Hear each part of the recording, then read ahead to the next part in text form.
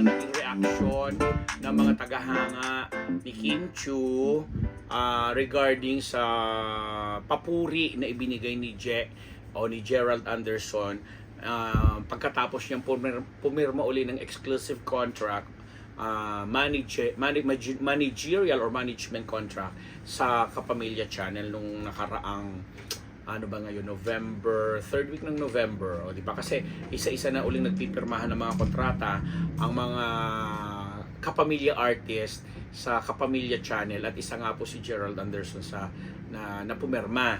And since may mga project siyang ginagawa na naka-line up, bukas siya sa possibility na magkasama uli sila ni Kim sa proyekto.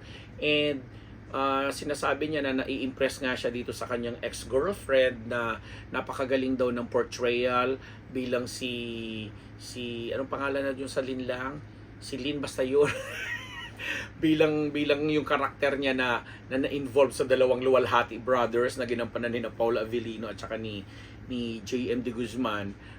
Tuwan-tuwa daw siya kasi pag nasisilip niya at nakikita niya nagtitrending yung Lin lang, kahit sa Prime Video lang ito napapanood, is puring-puri siya dahil ang galing ng pagka-atake daw ng role.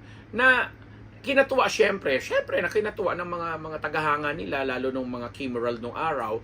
And ngayon yung mga nag-stick kay Kim Chiu na sinasabi nila mabuti pa nga raw si Gerald kasi napupuri ang ganon, samantalang itong si Sian na napapabalitang karelasyon ni Kim, at eto na nga, may chika nga tayo nung nakaraan na nag-break na sila or what. Ni Hoy hindi man lang daw, alam mo yon, wala man lang daw sinasabing papuri, wala man lang, alam mo yon, pagpapakita ng suporta or yung natutuwa siya sa nangyayari sa karir ng kanyang girlfriend.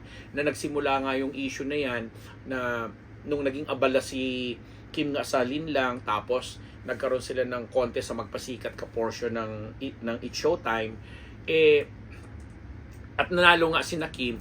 Hinahanap ng mga Kim C fans or ng mga tagahanga ni Kim Chiu at Nasiya na ang parang ang klase ng support o pag-appreciate o pag-admire, kung hindi man pag-admire, pag-appreciate man lang daw ni Sian doon sa mga achievements ni Kim na hindi nila nararamdaman or nakikita. Kaya nung magsalita itong si Gerald, naikumpara nila, kaya mas mabuti pa nga daw si sabi nga nun. Na si Gerald naman, sumagot lang naman siya ng tanong, to be fair, dahil nung pumirma na siya ng kontrata, naitanong nga sa kanya yon. So, ngayong nagpirma ka ng kontrata, nag-renew ka, ano mga projects na gusto mong gawin, makikita ba natin dito na magkakasama kayo ni Julia, ang iyong current girlfriend, o kaya ni Kim, ang iyong dating girlfriend, na sinagot naman positively ni Jen, na sabi niya, yes, bakit ang hindi, kung maganda yung projects, maganda yung konsepto, bakit ang hindi? Pero siya daw, looking forward daw siya to doing mga series na may aksyon, dahil yun naman daw talaga yung gusto niyang ilinya. And kung hindi man sports related ang tema, yun nga, may mga action suntukan, barilan, at kung ano-ano pang gagawin, mga ganon ang kinikwento ni Je. But sa kabilang dako, dinidescribe din ni Gerald Anderson dito na natutuwa rin siya. Kung natutuwa siya kay Kim, tuwa naman din siya sa kanyang girlfriend na eto nga, kamakailan lang ay kinuhang endorser ngayong darating na 2024. Yan ang makikita natin sa mga kalendaryo, yung kanyang nagseseksihang poses sa sana hindi ako magkamali, Tanduay nga ba? Hindi Hinebra, no? Tanduay, no? Correct me if I'm wrong po, kasi hindi ako naanyayahan doon sa pagtitipon na yon, na nakarating lang sa akin yung balita na siya ngayon ang kinuhang endorser nung itong inuming panlalaki. O yun na lang sasabihin ko, isang kilalang brand ng inuming panlalaki na sa mga kalendaryo at sa mga event na mangyayari come 2024. At nag-pictorial na nga, presenta na nga sa media, at sinasabi nga ni Gerald din, all out support siya dito kay Julia, kasi kahit nagpapasexy na, at ngayon lang naman nagpapasexy talaga itong si Julia. Correct. Tanduay. Thank you very much. Siya yung bagong calendar girl ang Tanduay. Ayan, inuulit ko Tanduay. Sorry po.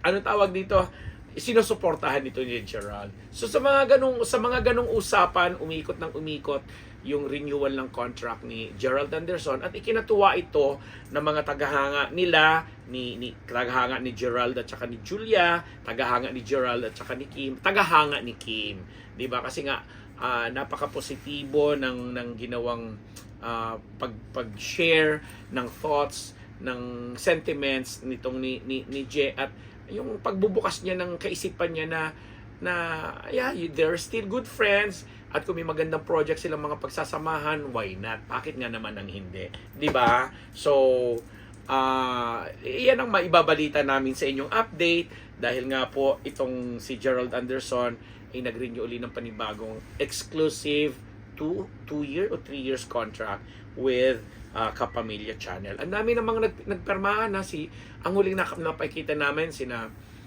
Santino daw, si JM De Guzman. Hinihintay natin ang ating kaibigang si Jay Cuenca kasi alam namin nakalinya na rin pumirma ng kontrata itong si Jay.